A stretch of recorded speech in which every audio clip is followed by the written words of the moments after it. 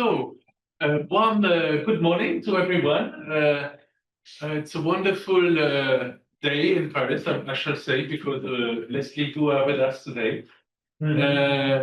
Needless to say, we wake up in following what has been happening in the US during the night, and we go to bed in wondering what has happened in the US during the day. And so this is now ongoing for 6 months or so, and I think it's going to continue at least until the midterm elections, where we might have a new sequence then starting, obviously. But meanwhile, I think we have today the perfect timing to host you in a conversation on the future of natural gas markets, US gas markets, LNG exports. Perhaps to set a little bit the scene and the context, we are amidst a major trade uncertainty. So what we know for sure is that we in Europe already have 25% tariff on cars. We have 25% tariff on steel and aluminium. We know that we are on the threat of a 50% tariff by mid-July, so early July. Now, we also know that President Trump has postures, and with the UK, he made a deal whereby he got at least 10%, so that's clearly the threshold, but he's ready also to somehow make also concessions. So very uncertain context, and one of the key elements in that equation is, of course, natural gas. There's been a virtual pipeline through the Atlantic since 2022 that has saved the European energy security, but at a high cost, because, of course, we paid high price for this very flexible LNG. And now imports are slightly down. One of the reasons is, well, we have lost 70 BCM of gas consumption in Europe, in the EU, I mean, over the last 4 years. So, of course, this has an impact as well on US LNG exports to Europe. But nonetheless, clearly, there are an opportunity to reduce what President Trump considers as a major problem, to reduce the EU trade deficit, which, by the way, if you account services, we are more or less on par with the US, so there's no major disbalance at all. Second issue, we are now coming into an area, maybe, and we can discuss that, but of lower hydrocarbon prices. And we've seen it with oil. We will probably see it further with natural gas.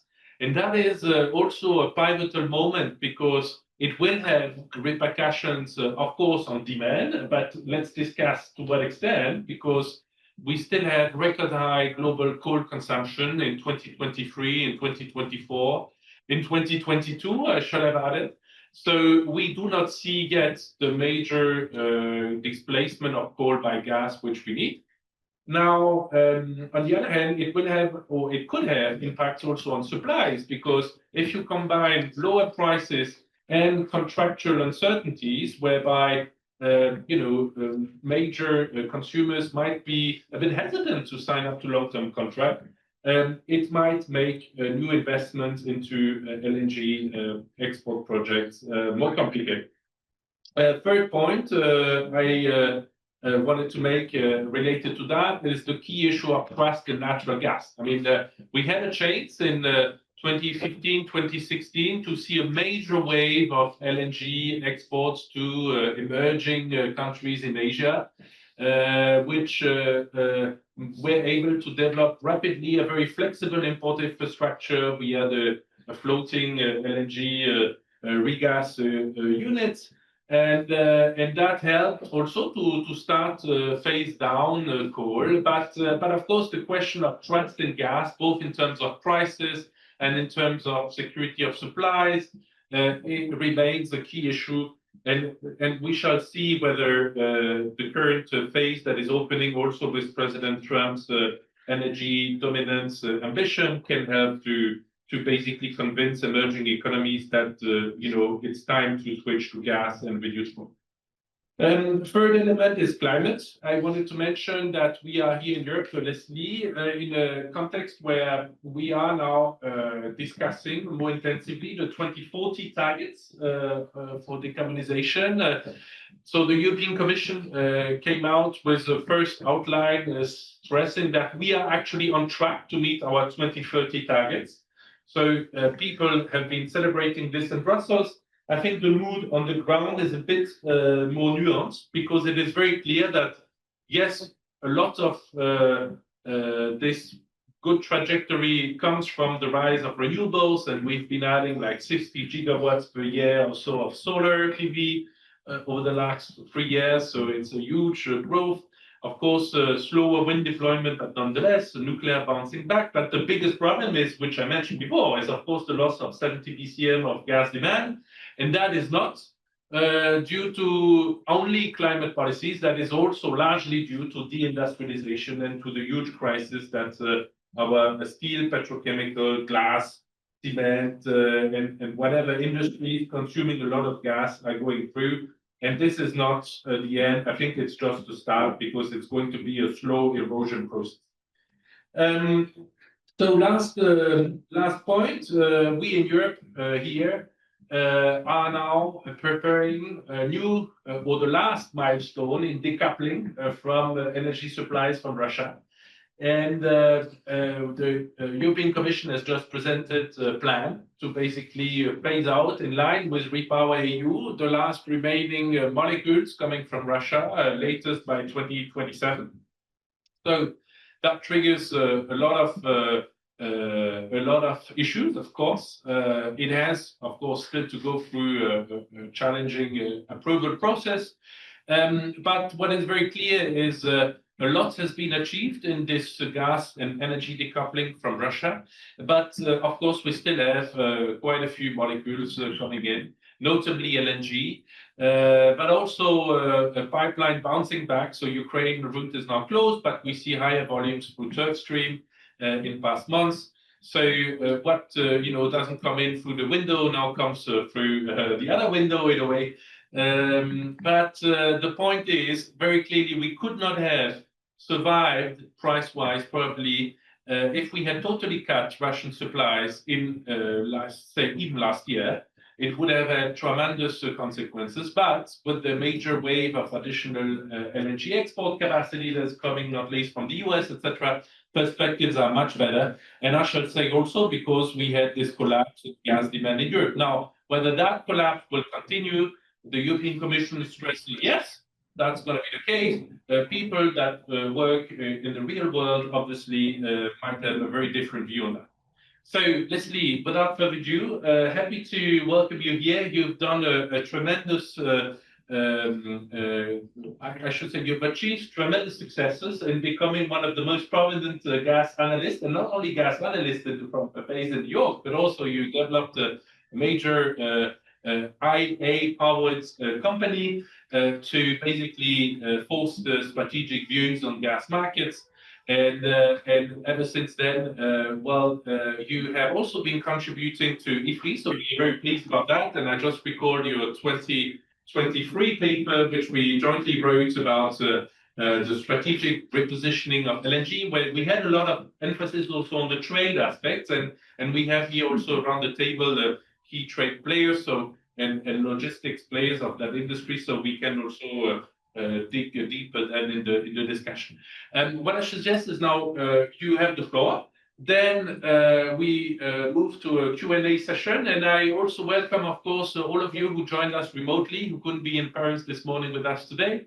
You will also have the possibility in the second part of our discussion to take the floor. So the best is you raise your hand, and I will see you raising your hand, and then you can make a comment or ask a question, and Leslie will respond. So you are also part of the conversation, and warm welcome to you as well. Leslie, the floor is yours. Thank you very much, Marc-Antoine, for the invitation this morning to Ifri. I'm very pleased to be here. Always a pleasure to be in Paris, especially in June. It's beautiful weather. And I'm here to discuss the US dominance agenda and what it means for US gas exports and trade. Also, I will touch a little bit on the potential US-Russia reset and what it means for the gas market. And if we are heading indeed into a glut supply, gas glut, LNG glut that you mentioned, what does it mean for a potential collision between Qatar and the US? So I'll start with the energy dominance agenda. And so I've been living in the US for the past 20 years. And I'll bring you a little bit with what I hear from the other side of the Atlantic, but my own analysis too. So for me, the Trump administration came back into the office with the second term with what I call an unapologetic agenda for US gas export. So very proud, no longer reluctant energy power, and basically owning the shale gas revolution. So what it means unleashing the American liquid gold, it means that the US will use all its arsenal of fossil fuels to its advantage for exports and using it as a competitive advantage also in international trade relations. And we've seen that in some of the discussion already with some potential trade deals. However, it would be a mistake to think that it's only about fossil fuel. So yes, it's going to be about gas, it's going to be about oil, it's going to be about coal, but it's also going to be about nuclear. It's also going to be about geothermal and also renewable, even if there is not going to be subsidized. And the IRA, the Inflation Reduction Act, is currently discussed in Congress. We'll still have to wait to see what the Senate is going to decide. Clearly, there is going to be less government money going into renewable and clean energy, but it doesn't mean that they are going completely to go away. And the administration is going to be very technological focused. So where can the US surpass China in terms of technology? Okay, maybe they've not been that good with solar panels and other kind of wind energy and battery, and maybe China has the lead over there. So what's the next technology where the US can lead? And so the focus is really going to be on technological innovation and where the US can have an edge in its geoeconomic rivalry with China. So that's like the energy dominance theory. Now, in practice, there are many contradictions with this agenda, and I'll touch a little bit on those contradictions.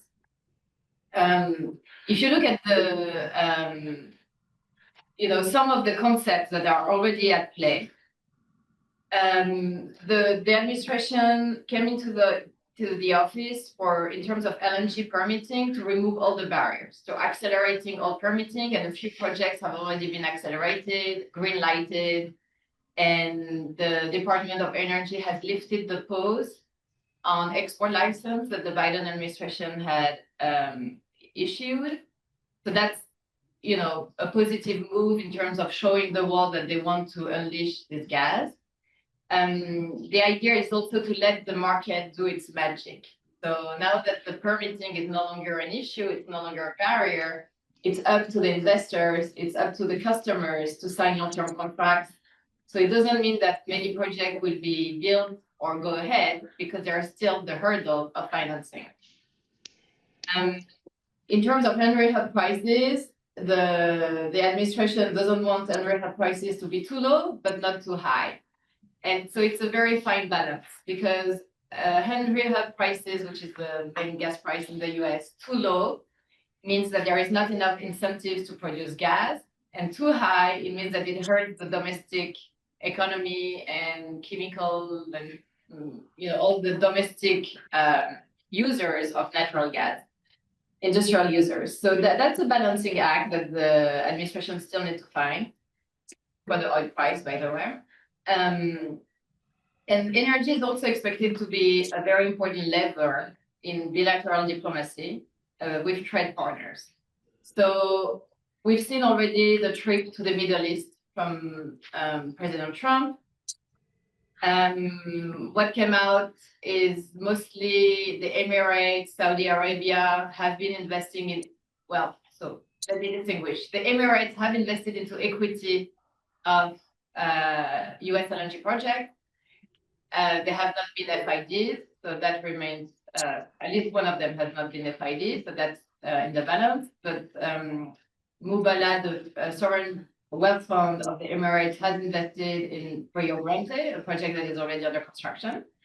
So that here we've seen equity investments for direct foreign investments in US LNG projects. We've also seen some offtakes, notably by Saudi Arabia. So they signed some MOUs, and so here again, in some of the projects still requires FID, so it's conditional. And then Qatar has not invested in additional US LNG project, but reminded the president that they have invested with Exxon about $10 billion, the Golden Pass project that is about to start in a couple of months. So those three countries in the Gulf have used and capitalized on the fact that the president likes to sell LNG in their trade discussions. Japan, South Korea, Taiwan have all the three been courted to invest in Alaska LNG, a project that is very expensive. It's not a commercial Stupid. strategic project. And here we'll have to see what happens, but it seems that it could potentially go ahead or drag further, but show, those three countries will show goodwill. China, I don't think this time around LNG will play a big role in the discussions with China, because China needs less LNG, or this is what China wants to show the world, that they need less LNG because they have other options. So they can get also the upper hand in negotiations. But clearly China has pipeline gas, they have domestic production, they have other kind of energies beyond gas, and it will play lesser role this time around. And then the EU, we still have to see what the Commission is coming with in terms of potential use of LNG. What we've seen in the first time around is that, US LNG flows to Europe based on economic drivers. If the price of gas in Europe is attractive enough, the cargoes flow there and don't flow to Asia.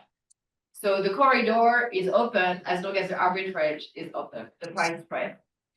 Now, will some European companies be willing to invest into equity and show a bigger step, a bigger move with the Trump administration? That remains to be determined.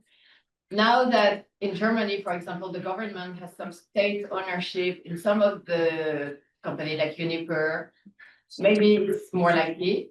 It remains to be seen.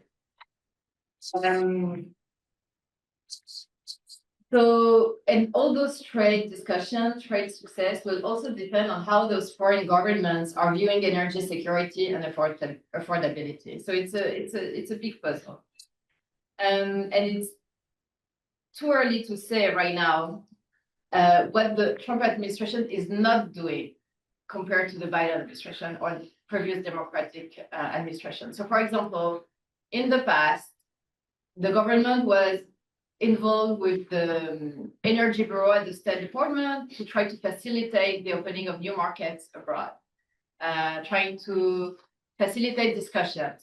They have no commercial entities, there is no America Prom, like Gazprom, there is no state-owned companies, but the government can facilitate trade discussions, trade missions, can bring experts and technical advisors and do those kind of things in South Asia, in Africa, and other places in Latin America.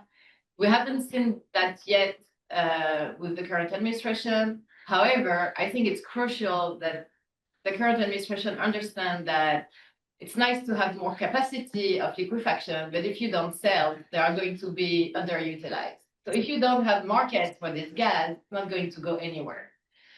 So some of the contradictions of this agenda is, if you take, for example, the baby drill agenda, it means producing and exporting more of this gas. But if we end up having a supply glut, there won't be energy dominance, right? And so again, US energy has to sell.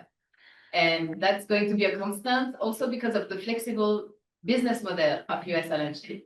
it will always be the first supply to be potentially cut compared to long-term contracts in Qatar or elsewhere that have maybe less flexibility.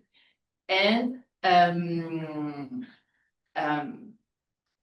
yeah, so that, you may remember during COVID, the cancellation of US LNG cargoes when demand was really low globally. So that's something to keep in mind. Another contradiction, what does America first mean? Does it mean keeping the gas for the domestic market at one point? If there is increased gas demand in the US, if prices go up, like a different kind of scenario that you can imagine, does it mean that this gas at one point will be less a concern for the administration to export to allies abroad, but to keep it at home? That's not my theory. This is not my best case, but that's something to keep. So US LNG is currently exporting about 13 BCF a day. It's about 97.5 million tons of LNG a year. By the end of the decade, it will increase to 21 BCF a day at minimum, actually by 2028. Later on, by the end of the decade, 24 BCF a day. So we're like above 160 million tons of LNG, 170 million tons of LNG. And at the same time, we have the expansion in Qatar, we have new projects in Canada, we have smaller projects elsewhere, like the Trade 7 in Nigeria and other additional. The market is going to be very well supplied starting next year. So already in 2025, this year, we're adding 14.5 million tons of LNG, and by next year, we're adding another 60 million tons of LNG. So just in the next 2 years. So I agree, the impact on prices will be seen, providing there are no major geopolitical disruption or demand shock anywhere else. So now let me go a little bit into how I perceive Europe right now. Europe has a lot of anxiety. For some maybe legitimate reason and some less legitimate reason. So I mentioned that some of the anxiety around gas right now is the question whether the US will have enough gas, because it's the first 2 years, I think, where we've seen electricity demand in the US rising and gas-based electricity generation increasing. And that's based on the new demand centers, including data centers, artificial intelligence, and we're just at the beginning of this revolution. There are many theories on whether it's going to be mostly beneficial to gas for a sustainable period of time or not, what kind of technological progress there is going to be that is going to reduce the need on the electricity, and what other energies can power this growth of data centers and AI. So, it's an ongoing story, but something to watch. Another one is the Russia-EU reset, right? And what it would mean potentially for gas in Europe. And whether this pipeline gas from either via Ukraine, it creates confusion in terms of where the US stands and is it going to be part of the negotiation for the peace between Ukraine and Russia? Does even Ukraine want more Russian gas, or again Russian gas? So that's those kind of things that to be taken into consideration. I less understand the argument around the frustration of contract reliability. I heard some European voices mention some, doubts regarding, for example, the company Venture Global, because they have now a not so good reputation for good reason, but I don't think it's represent the whole different American companies, and I don't think, I think now they have finally started their long-term contract. It doesn't reflect well on one American business company, but I don't think it's representative of all the companies. So a few anxieties, and we can delve more into it. Now let me move on to the potential return of Russian gas into Europe.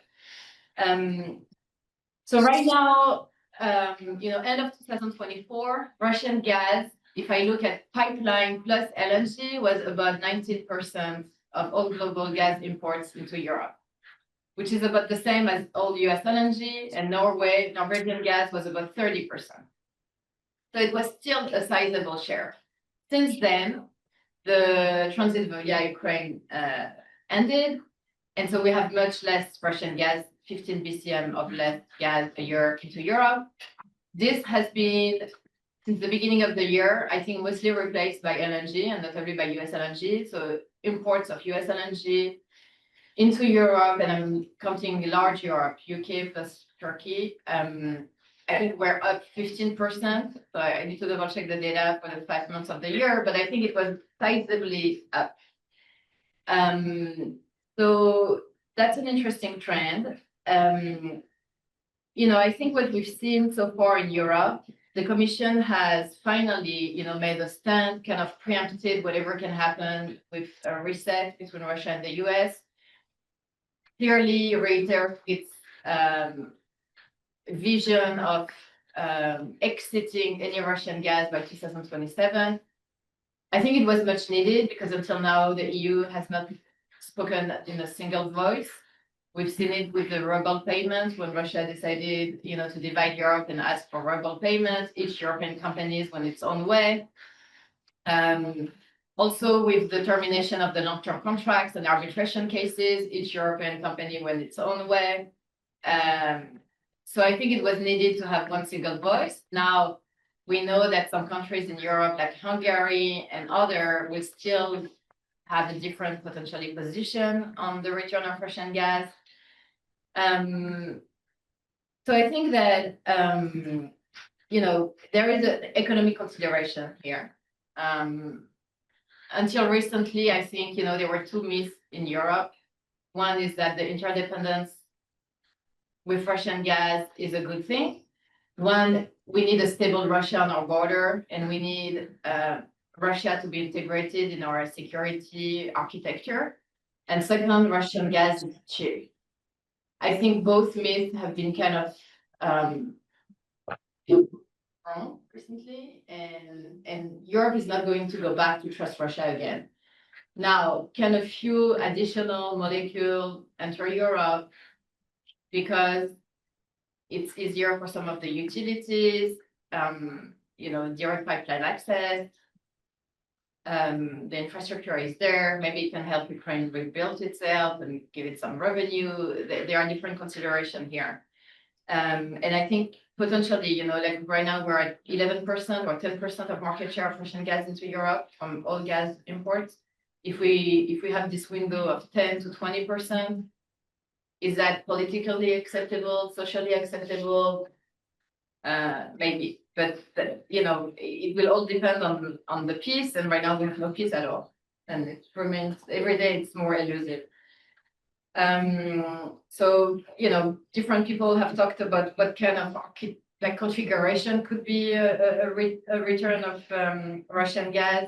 I don't believe in the Nord Stream 1-2 return. And again, I think the most likely option is potential return of a little bit of the Ukraine transit, all Arctic gas, LNG going to China and some other Asian countries, and potentially no more LNG from Russia into Europe.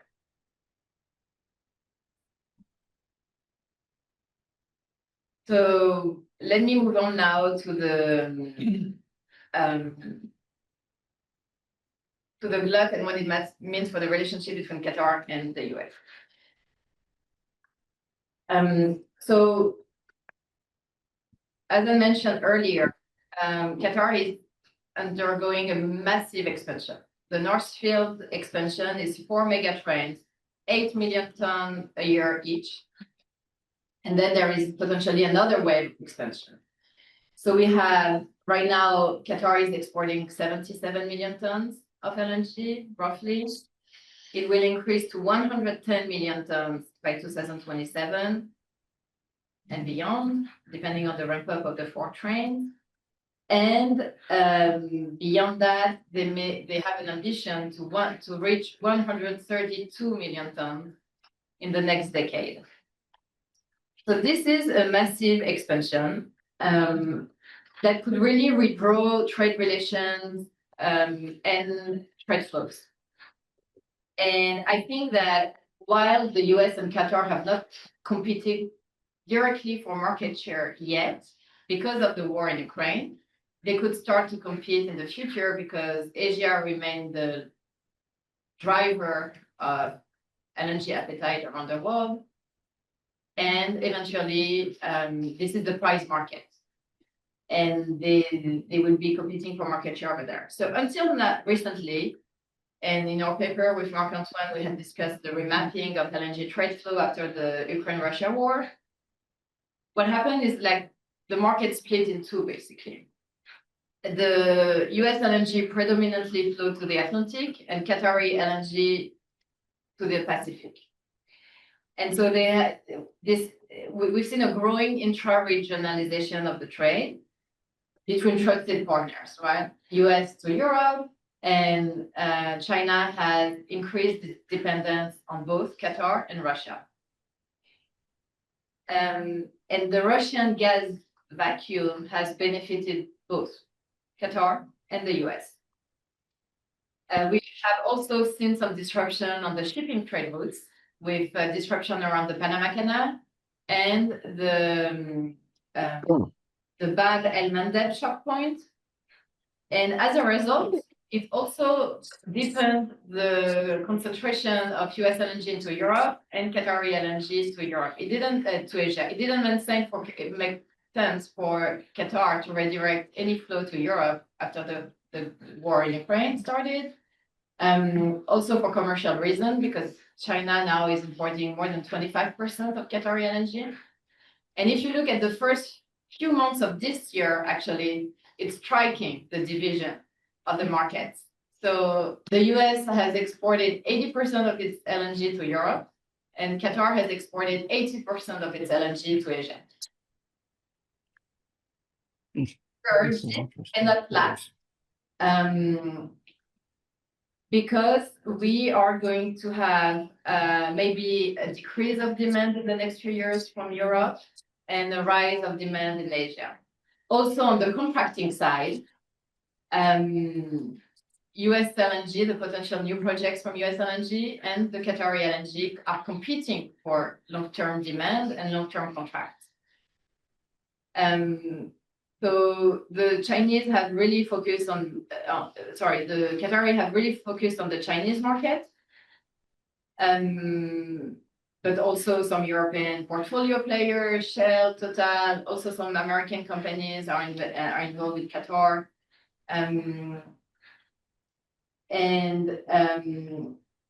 What has been interesting is that Qatar has also been competing with its neighbor more recently. So the Emirates have a new project, Al-Ruwais. Oman has contracted new supply too, and that has created competition for Qatar. When you look at all the contracted LNG in the recent few years, US LNG has contracted more supply than Qatar. However, many of the US LNG projects have not taken FID, some of them. So Commonwealth, CP2, projects in Mexico, Texas LNG, a project in Canada. If you look at North America in general, North America has contracted more supply, but some of the projects may never happen. We don't know yet. And the Qatari expansion is also raising some geopolitical complexity. So Qatar has been really good at hedging and at buying security guarantees from the US also.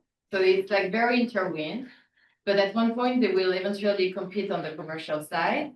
And also there is increasingly questions in the US and abroad about how Qatar is using its money that comes from its sovereign wealth fund. And as the expansion happens, it will grow Qatari soft power and Qatari investment arm. So we're talking about $trillions in the Qatar investment wealth fund that has been used in some investments in Europe, So from buying Harrods in the UK to the PSG in France, and they had a big victory. Where we've seen the Qatari sponsorship, but also more covert investments in US universities, think tanks. In France, a recent report from that was delivered to the presidency, Macron, mentioning how some Qatari charity money had been involved in some fostering interests of the Muslim Brotherhood in France. So I think there is more questions than answers. Recently in Europe, in Brussels, we had the Watergate. And so I think it will bring more scrutiny eventually and looking on how this gas money is being used. Qatar has also invested in gas fields that are not Qatari. And I think there is much more research that needs to be done on the why, because Qatar doesn't need more gas, but it's looking for more influence and potentially the same way Russia used to do to thwart some ambitions of competitors, of rival exporters. Qatar has been investing in the East Med gas from Cyprus to Lebanon and Egypt, and has also invested in Mozambique. And the two regions are potentially gas exporting competing region for Qatar.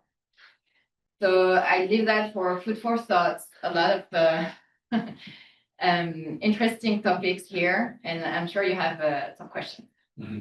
Wow. Yes, well, that was a fantastic overview. Thank you so much, Leslie. And this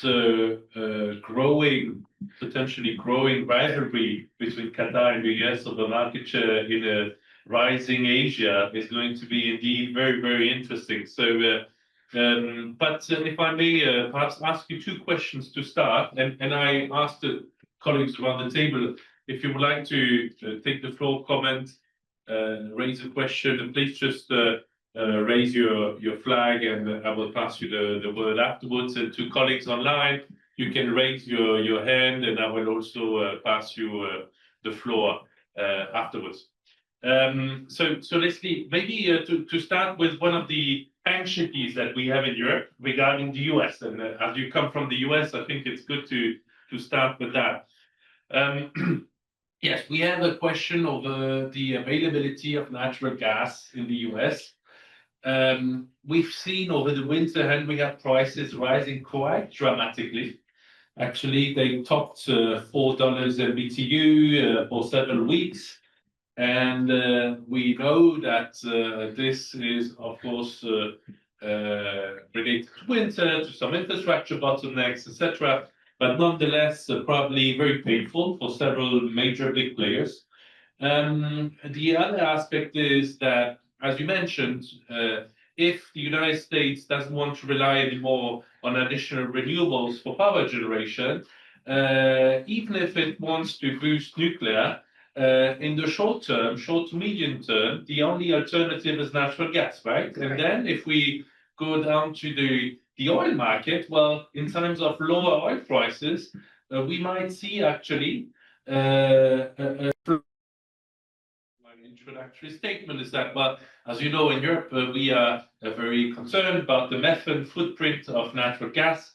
And so we have this methane regulation that could be introduced. So recalling discussions with some colleagues that follow US gas. I mean, there are companies in the US that are exporting gas, notably Cheniere, that might be very well positioned and that care a lot.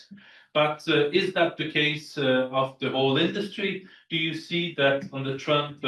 I mean, we've seen that, it looks like they're more concerned about sacking staff from the Environmental Protection Agency than about enforcing a tough methane regulation. So how do you see that going? And are we heading into a big clash with the US? Because we also are going to have most likely a free trade agreement negotiation with the US. And it might very well be the case that the US will say, as part of that agreement, that our methane regulation shall be dropped for US exporters, because it is I mean, you can imagine what Trump might say about this. So how do you see that going on? So two questions, perhaps, Yeah. Lisa. So on the anxiety question of gas supply, so at the beginning of the shale gas revolution, everybody mentioned there is at least 100 years of supply in the US, and there is still a lot of supply of gas. Supply, the resource in itself is not an issue. What's an issue is the availability of pipeline access, bringing the gas where it's needed in a timely fashion. So we have associated gas in the US, which is linked to the oil price, and the incentives are moving depending on the oil price. But the dry gas, the incentive is depending on the gas price of Henry Hub. So if Henry Hub is actually increasing 4 and above, it's more incentives for the dry gas producers to produce the gas. Now they have to bring it to market at a competitive price. But again, the issue is not the resource, it's more like the access. And under this administration, there is going to be potentially more interstate pipelines, which is easier to build. It remains to be seen for more intrastate, like crossing borders from state to state pipelines, which is always more difficult to be built, but it's also is potentially easier with this administration. I think that the demand for gas will grow because of these new demand centers of data centers, AI, and other industrial use. The tech company don't like gas, right? They want to show that they are powering their technology with like cleaner stuff. So they may go ahead with some co-location, power plant, cleaner power plant, solar panel all over, like those large centers, and not depend really on the utility grid, but make their own, self-reliant energy data center. Agree that nuclear will take time. It will, I think, happen. Small nuclear modular reactor and so on, but again, if it's taking more time, gas is readily available and commercial right now, so totally agree.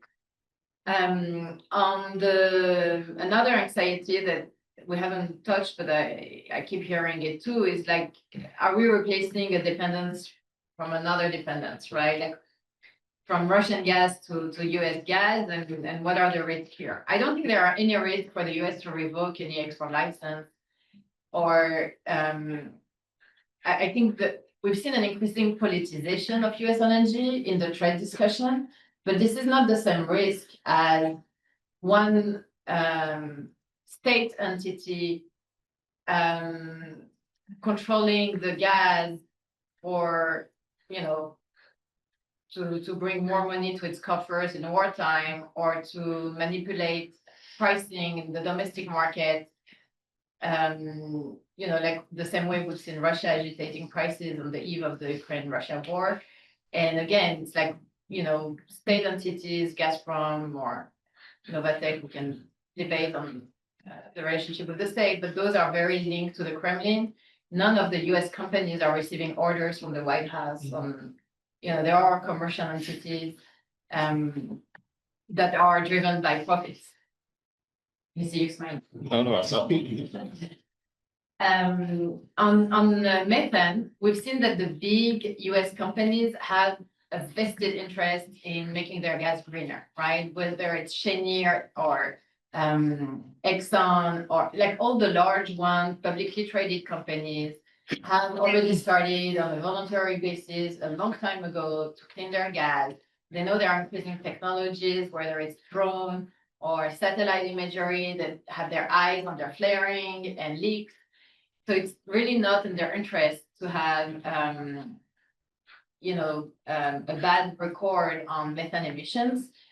On the state regulatory side, yes, this administration is less about regulation and letting the market and the companies do their stuff. They've seen the methane regulation in Europe as a non-tariff barriers, and Europe using this as basically a trade tool also. So it will definitely, I think, play in the negotiations. I don't know yet the outcome, but I think it's in the interest of all the US exporters to keep with their indexes on methane, and even if most of them are not integrated companies, they have started to put in place some quantitative mechanism to look at the emissions of their gas suppliers and so on. There is going to be potentially more gas coming from Canada to the US. So that's something to watch. Thank you so much. And just to follow up before I pass you the word, Diana. Indeed, you mentioned Venture Global's kind of, yes, they're looking for profits, big profits. And so they obviously were ready also to not honor some of their contractual obligations in order to look for the biggest short-term profit. But you hinted that that might be an exception in that overall the industry is reliable. But one thing that struck me is, when the Canadians were hit by this incredible tariff pressure from President Trump, in Canada, one of the retaliation that was envisaged was to say, you know what, we are going to tax our oil and gas exports to the US. And so my question is, would you, and I'm sure that this idea has also resonated somewhat in Washington, and some people in Washington might possibly also say, well, why don't we tax our LNG exports? They are going mainly to Europe, so we are going to make the Europeans pay more. And we know that not always everything is rational, what comes out of that administration. Do you think that this could happen? Or is this, that would be too far, and obviously in a market where there's lots of additional competition coming, that would be shooting oneself in the feet. I mean, the example of the tariffs on LNG is between the US and China, right? Where we've seen this happening. So, but China has always used retaliations like much more frequently, and also with tariffs. So it's the second time around. So now they have like a truce in the negotiations. And China has not imported any US LNG since February, as far as I checked. So I don't know if this can happen with Europe, but it came from China. It didn't come from the US. Yeah. So that maybe not very likely. Okay. I haven't heard. Yeah. Okay, so that's a good sign. Jenna, over there, introduce yourself, please.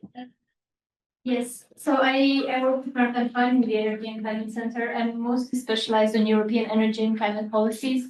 But I actually had more question on the renewable side, because at some point you mentioned that renewables might still be encouraged in the US, and I was wondering what makes you think that? Because what we read and hear, especially after what the House of Representatives has done with the IRA, seems like it goes in the opposite direction, and even worse than we had expected, because we expected at least some schemes of support to be sustained for CO2, for CCS, for hydrogen. It seems that even that will go away. So maybe you have more insights on that. And also you mentioned the contradictions in the US energy dominance agenda, and I was wondering if this is a matter of debate in the US. Do experts debate about these contradictions, or is everyone aligned that this is the good way forward? And still in the dominance part, you mentioned nuclear. How do you think that the US will export its nuclear energy dominance? Do you see any particular mechanisms they would use? Maybe, I don't know, whether it's diplomatic, financing, pressure, anything. Thank you. Very interesting question. So on the renewable, we have a tendency to forget the agency of each state in the US. And Texas, I think, is producing as much fossil fuels as renewables right now. So this is not going to go away. However, what's going to go away are the tax credits, potentially, and everything that was incentivized for new additional capacity. And again, the bill now is going to be debated at the Senate. and we still don't know what can happen there. On nuclear, the Department of Energy has many national labs in the US, and nuclear is a big focus of those research labs. And I think there's still a lot of money and efforts is going to be put in those labs. And for research and development, SMR, fission, all kind of technology that are potentially a big part of the future of nuclear. There are some discussions in the US about the role of a sovereign fund, right? Like in the US, and where more forceful strategic money from the government will be put. So it's interesting. There has been like this discussion around Nippon Steel in the US. I don't know if you heard, but the US government is going to be part of the kind of agreement and take a share in the company. And that could be maybe something that we can see in some other companies for strategic purposes. So I don't know if, there are no nuclear champion in the US, right? It's like private companies, but there could be some areas here. But same with shipping, where the government is putting much more emphasis on seeing shipping and shipbuilding as a strategic sector. And that's part of some, negotiations also with South Korea for the trade deals. So the role of the government in some strategic sectors might increase. And apropos, the extraordinary potential in addition to what is currently, close to FID in the US. What strikes me is that two biggest US companies, right, Exxon and Chevron, are still very, very engaged globally. So in a way, you hinted that Qatar, it's interesting because in spite of their potential, they also have quite significant investment in other projects. And you named a few reasons for them. And maybe one additional reason is that, in terms of, maybe it's also to elevate the risk of a short-term closure of the Hormuz Strait so that before it gets reopened, they can, continue some of their contractual obligations via some other assets that they have, and waiting that the strait is then reopened so that they can continue. So maybe that's one thing. But with the US, it's a bit different because they don't have a choke point. That is a major risk for their exports. And so, and we've seen Exxon extraordinarily active in Mozambique, in Guyana, most likely also with the gas additions to come, in Algeria and other places, and Chevron in the Mediterranean, but also actually in Guyana. So how do you see this? I mean, is it like global portfolio optimization? In order to best serve and optimize the different key markets? Or is this maybe a sign that, they don't see everything green in the US, and so they also want to hedge their bets in a way? No, very interesting dynamic. I think both Exxon and Chevron were late in the shale gas play. And they are playing catch up a little bit. But Exxon bought a huge acreage in the US. In recent years, they are about to start the Golden Pass project here, but I agree they have a vast portfolio globally. Both companies, Chevron and Exxon, have been very involved in Australia, historically. Yeah, so it's a very international, diverse portfolio. There is a question mark for me is that most of the US company like Conoco, specifically, they have all mentioned like their new partnership with the expansion in Qatar and long-term contracts associated, not Exxon, but I don't know why. But that's something to watch. And maybe Jean or others have questions, but one moment, yes, we've discussed the US, but we haven't so much discussed yet Canada and Australia, by the way. And both countries have had interesting voting results. number one. But still, both are, looking to disentangle their value chain, at least for Canada, from away from the US, and to get, some separate de-US risk export value chains, right? Also for gas. And so, how do you see the prospects of additional Canadian LNG exports, notably in the Atlantic, and then in Australia? I mean, obviously, you also have a government that wants to reduce greenhouse gas emissions, etc., but at the same time is also interested in additional energy export, but you have the permitting issues, etc. So do you see also more potential from Australia coming that would add to that glut? Or maybe it might come in 5, 6, 7 years down the road, and so we might have passed the glut. So I think in general, having more OECD supply from Canada, Australia is great news. Mexico for the market. Canada is going to get a boost. LNG Canada is finally about to start in a couple of months. That's a massive project aiming directly to Asia. And that will also bring a new supply route. So, we talk about choke points, no choke points, straight flying to Japan, to South Korea, to China.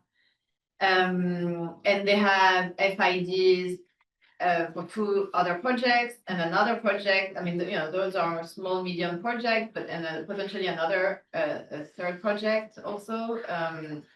Interestingly, each time, like Cedar LNG and Steam something LNG, they have indigenous equity, and it's part of a venture where there has been less environmental local opposition because these groups were part of the equity and get revenue out of it. So it's an interesting business model too. And they are capitalizing on the construction of the Canada link, like the new pipeline that brings the gas to LNG Canada. So it's also less capital intensive because the pipeline is already there. So very positive for Canada, finally, because it took them, more than a decade and a half. And that was, when I started covering Canada, there was like a list of like maybe 20 projects. And at the end of the day, we get 4, but at least potentially 4. At least that's this. Australia is thinking not that much about massive expansion. They have a refill for Darwin LNG, which is a positive news that is about to start also.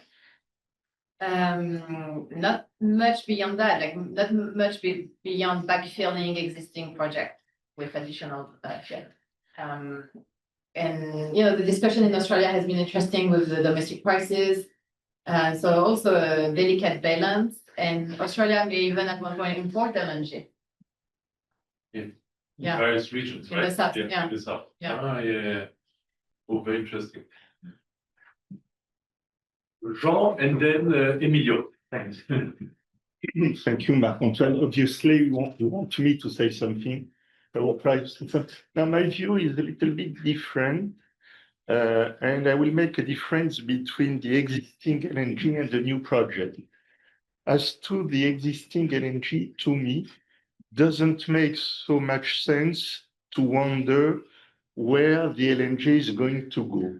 We have seen for Fukushima or Ukraine or other circumstances, the LNG which is produced is going to go somewhere. And if Europe doesn't like Russian LNG, this LNG will go to India, and there will be a swap between Russian LNG to India and Qatar LNG, Australian LNG to Europe. So at the end of the day, it doesn't make so much difference. So to me, it's impossible to control the flow of LNG. I would also add to that another level of complexity, and we have seen that in 2022 with Ukraine. There was no gas crisis in Europe because India decided to burn coal instead of gas to produce electricity. making LNG available for Europe. So the LNG market is very efficient to me. The government cannot really control the flow of LNG. And the possibility of swap between LNG and other sources of energy for electricity generation in India and in China makes the system very efficient. So I don't care that much where the LNG from Russia, from Australia, from US is going to go. It's going to go to the world market. Things are different for new projects. And the question mark for new projects is, are we going to be able to finance this project, and based on which kind of contractual agreements? And to me, it's a mystery. For instance, last year, I used to be on the board of Tellurian. So we have been trying to finance the Woodside project, the Woodside, the Driftwood project. It's interesting lapses. And the market was ready to pay 2.3, 2.4, $2.5 per million BTU. And at that price, the project was non-financeable. So what does it mean? It means that today the market believes that either there will not be a need for gas, or that the market believes that the gas will be available on a short-term basis, and it doesn't make any sense to take long-term commitments. And then the real challenge is to be able to finance this project. And today, the response of the market, I'm not talking about Venture Global, it's a different game, but the response of the market is to finance this project on equity, a large part on equity.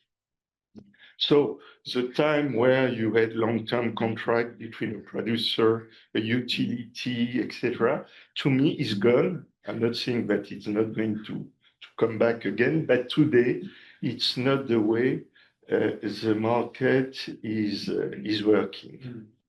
This is a general reflection. I don't know if you agree, Leslie.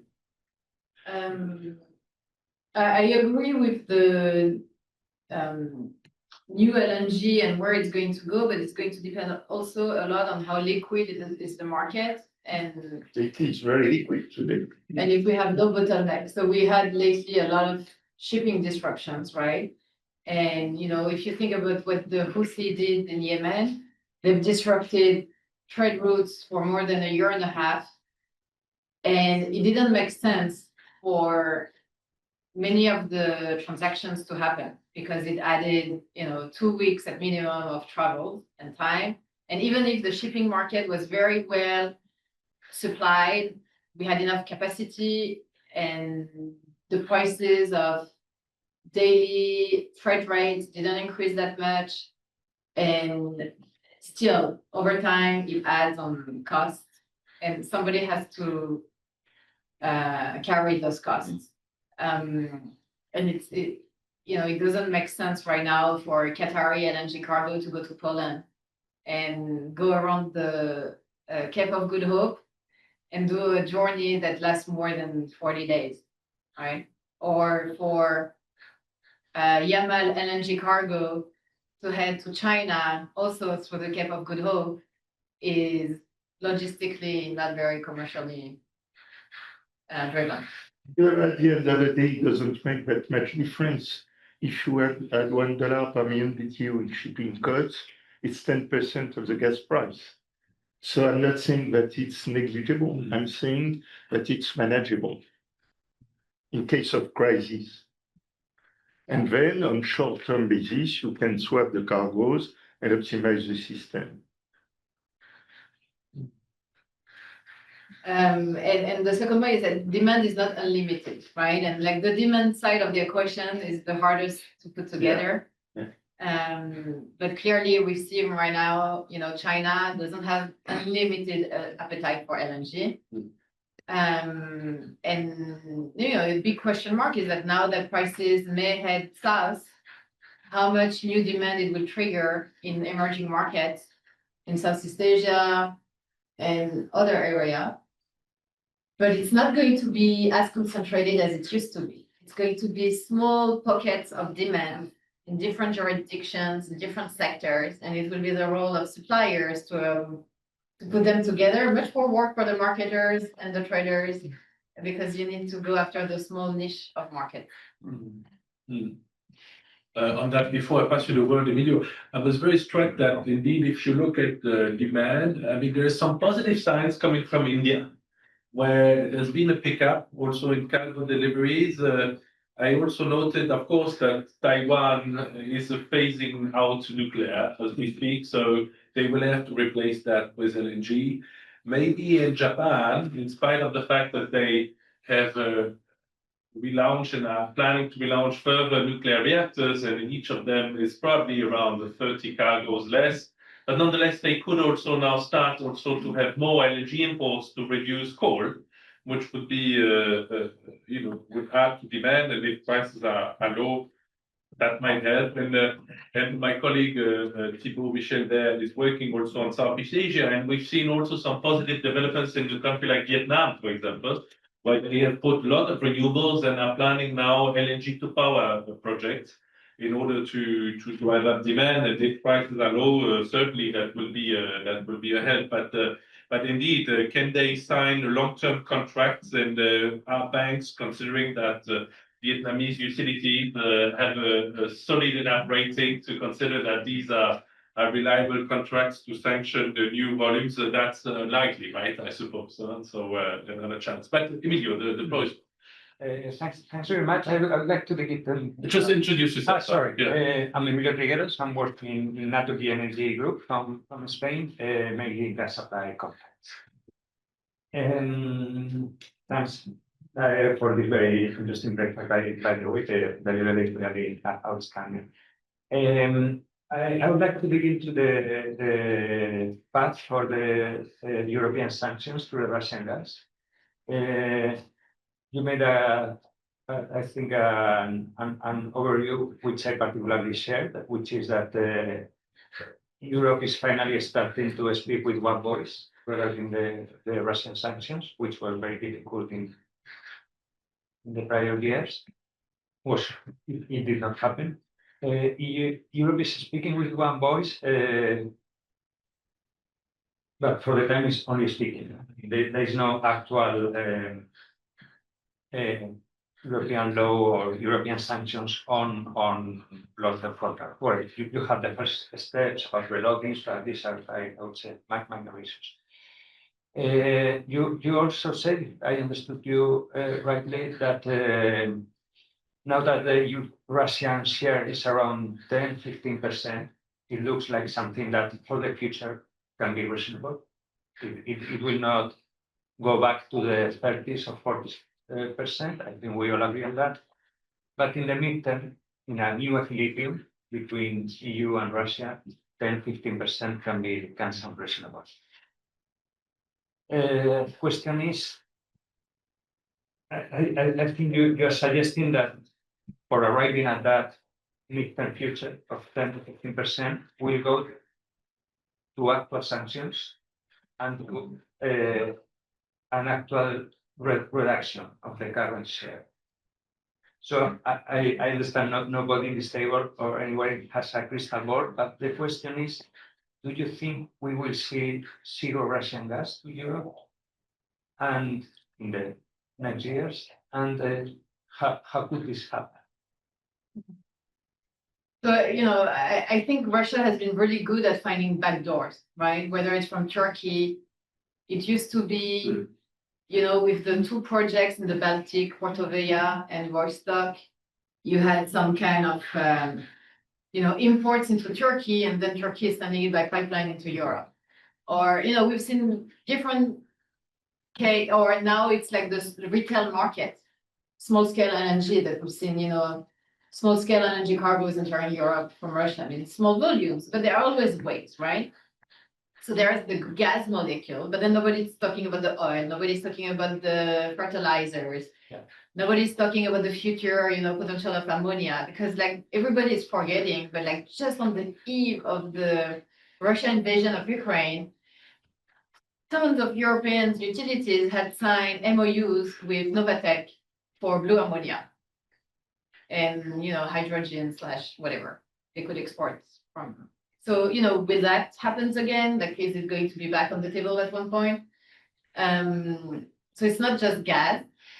And then on the gas side, what can the EU do? So they have, as you mentioned, this transshipment ban that just happened. Until now, each individual country in Europe has taken its own measure. The UK and the Baltic countries have banned shipments of Russian LNG entering their ports. I think for Spain, Belgium, and France, they are still importing Russian LNG. They will not stop on their own, and that will require a European Commission, a unified voice, vision, mandate to stop that. And for pipeline, I think it will all depend on the peace agreement and also like the question of the gas relation between Ukraine and Russia and whether Ukraine wants some transit fees or want to use its gas infrastructure in the future to help it rebuild the country and get some revenues. They have massive underground gas storage, they have massive pipeline infrastructure and network. Is it going to be used for something or no? And, it can be for biomethane, it can be for, not just Russian molecules, but that's a question on the table. Yes, ma'am. Yeah, thank you. So I'm Eyl-Mazzega from the French Ministry of Foreign Affairs. And so my question is, you didn't talk much about the resources in the Mediterranean area. So what are your vision of the perspective for this market? And so because at the time we have there are a lot of resources that are not being used. Do you think that that's something which is going to be developed in the near future, or maybe it's too expensive when compared with the other available resources? Yeah. So I think before October 7, there was a lot of movement actually, and it was very promising, a lot of cooperation between on the East Med gas. So Israel and Lebanon had agreed on the maritime border agreement, and Lebanon was about, I think they were first drilling, but not very positive outcome, but maybe additional one were about to happen. Israel is exporting its gas still to Jordan and Egypt by pipeline. Cyprus has not monetized yet its gas resources and is still talking, with Egypt, for example. Greece is about to do its first offshore drilling, or it's happening now, so it's a big move. There is definitely a lot of gas resources, not much infrastructure yet. So, there has been many discussions in the past about a floating LNG project, either in Israel or in Cyprus. There has been discussion about additional pipeline. Now, electricity is discussed a lot in the region. New cables, I think it's between Israel and Cyprus. There are serious discussion, and also between Cyprus and Egypt, I think. So that's something to watch. You need peace, stability. I think the idea of having this region more, coming together based on trade and prosperity and economics is still a very valid argument. What I'm looking next for this region is investments. And, the UAE was about to take a stake, I think, in the Leviation offshore field in Israel just before October 7. That has been delayed. I think that, Egypt. So another regional dimension that is to be watched closely is that there has been in the past discussion about the Qatar, Syria, Turkey axis and pipeline gas. And this is back on the table now that Syria is back in the realm of being a good guy to be seen. But that could disrupt a lot with what's happening in the East Med gas. So that's something to watch. Yeah, that's a very interesting prospect because actually Qatari gas could be used for power generation in Syria. And they need to rebuild the infrastructure, obviously. But the Qataris would use that as, say, diplomacy, right? Yeah. Because obviously the Syrians are not going to pay market price for the gas, right? I mean, there's no money in Syria. Yeah. And actually, as soon as this, recognition of the new Syrian government happened, the Qatari were the first one to say, we're going to send LNG cargoes to Jordan, and Jordan is going to regasify the gas and send it to Syria. So Interesting. to power Syria. Yeah, and sanctions have been lifted, so in principle, you can do that. And maybe, as you say, you could also imagine the Qatari gas supplies to Turkey, maybe via pipeline, and the Turks also need a lot of gas and power generation, although they are renegotiating this year the long-term contract with Gazprom, which will be an interesting thing to watch because depending on what volumes they sign up to, we will have indications on what are the additional plans that they have for future supplies from the region, right? But to come back on, if I may, on the issue that Emilio raised on the future of Russian gas supplies to Europe, because indeed you rightly pointed, Leslie, that Europe finally needed to speak with one voice. And I remember Repower EU discussions here in Versailles in March 2022. We were all skeptical, like how can you force the termination of long-term contracts that are still running? So in a way, the Russians helped a lot because they violated most of the long-term contracts. So that was an easy way out for the utilities, but still there are a few that are still valid and that are ongoing. That's one thing. The second thing is, I think the Europeans have been waking up because now they are planning to have taxes on the Russian urea imports. They are also indeed this discussion about the total phase out by 2027. Now, I think the big change is the following. Like up until probably this year, we used to have such price tensions in Europe that clearly the additional supplies from Russia were really critical in keeping prices, say, relatively, or at least not having additional price pressure.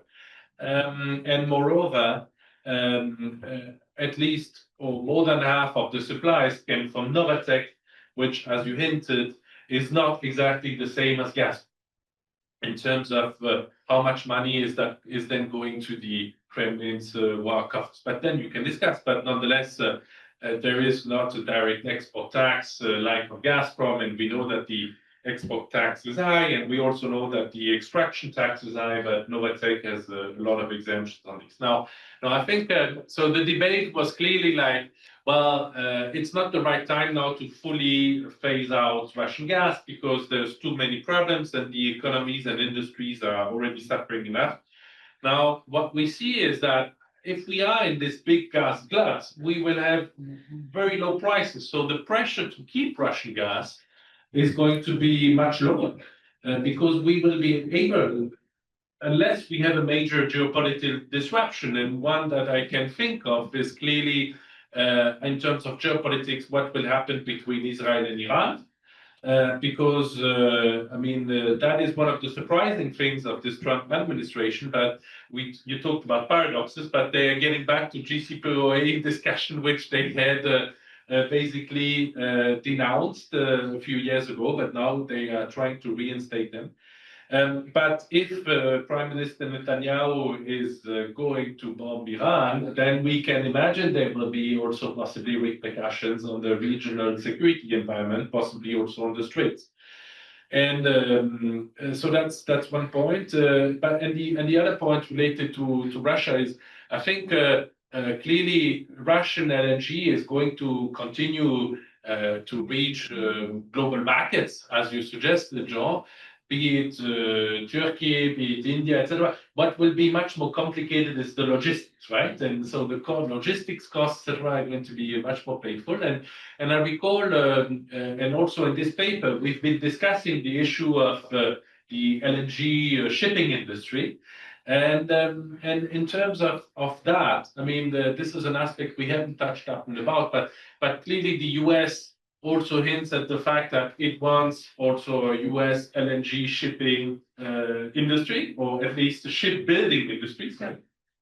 The Russians have been trying to buy every possible oil cargo on Earth that was available for sale. Now, on LNG, obviously, that's a bit more tricky. I mean, at first, there's less ships, and B, you can really monitor them much more easily and sanction them, exactly what has happened.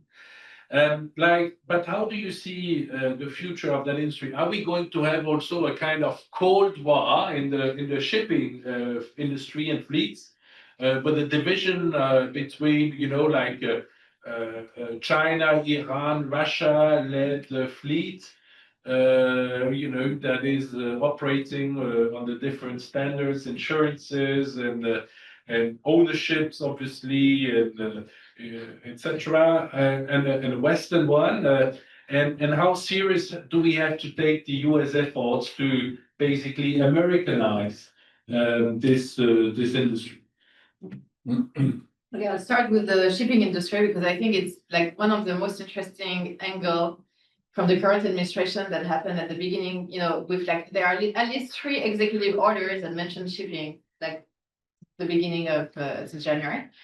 And it's like finally realizing that it's a strategic industry and that the US completely lost it for several years now, right? Like there is hardly no more shipbuilding in the US because it was not economic.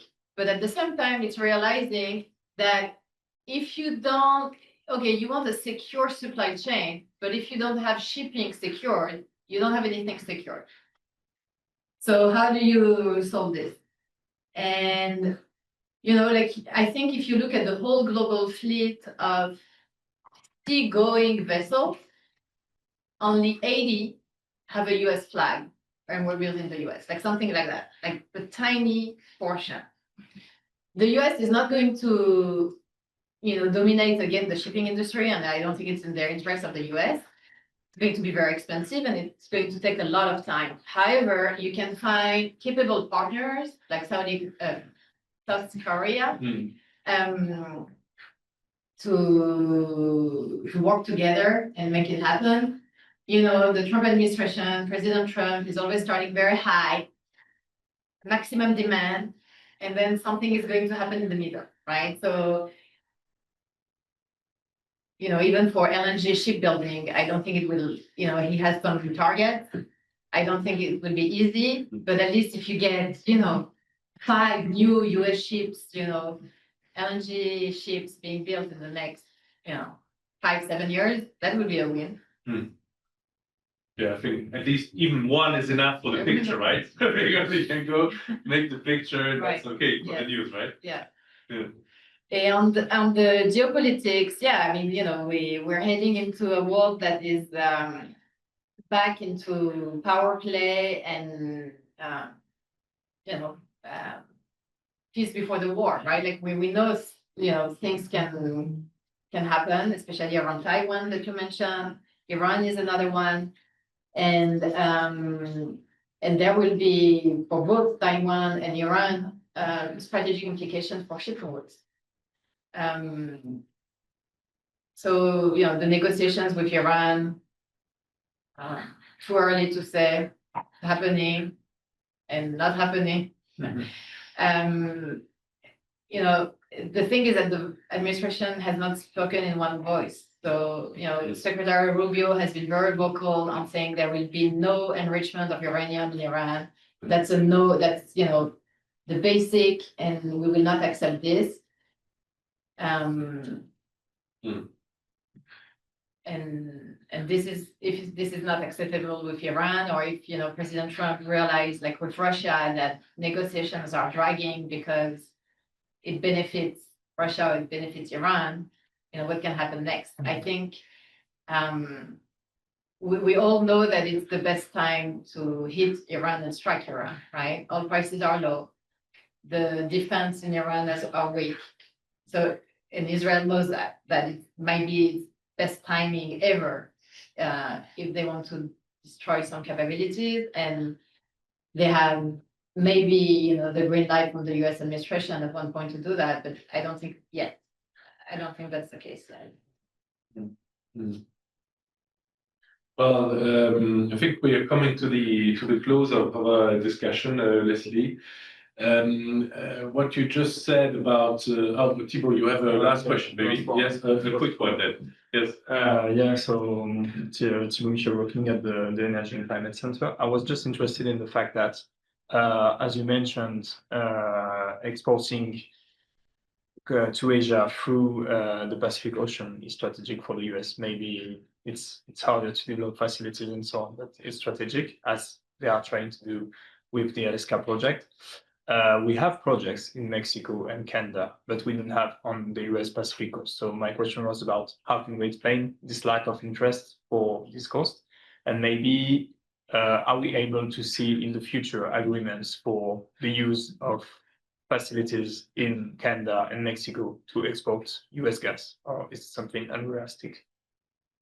So historically, there has been too much local environmental opposition in California, Oregon, to make any facility happening. At the time, there was a regasification terminal. Yeah, regasification terminal proposed in Oregon.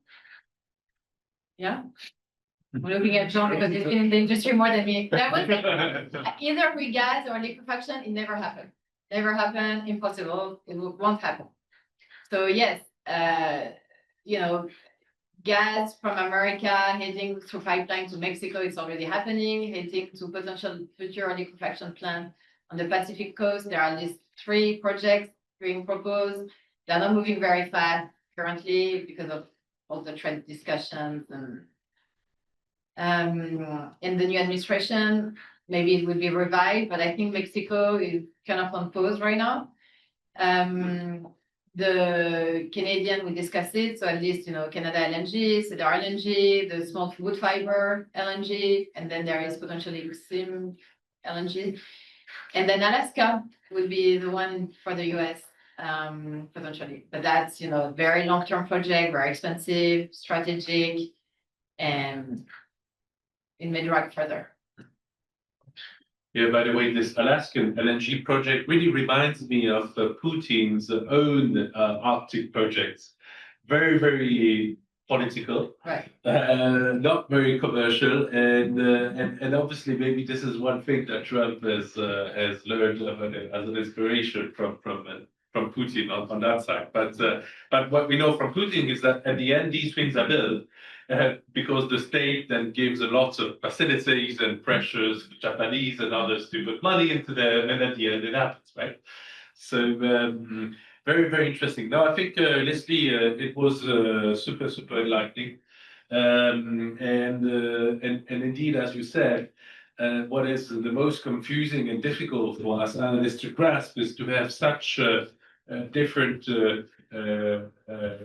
views and positions within the administration, and one could say even chaos at some points, and that is really the most difficult thing when you are considering such a power, which is the United States, to deal with. So, but I'm afraid this is going to continue. So let's see what are the impacts. But at least I think what we can take away from this discussion is that we need to have more of them, also to take a stock of the latest developments. So I hope you will be continuing to contribute to our research and our analysis. It was really great to have you here. I'd like to thank also the participants online. I know it's always difficult when you're online to join the table, but thanks for joining all of you who came also this morning.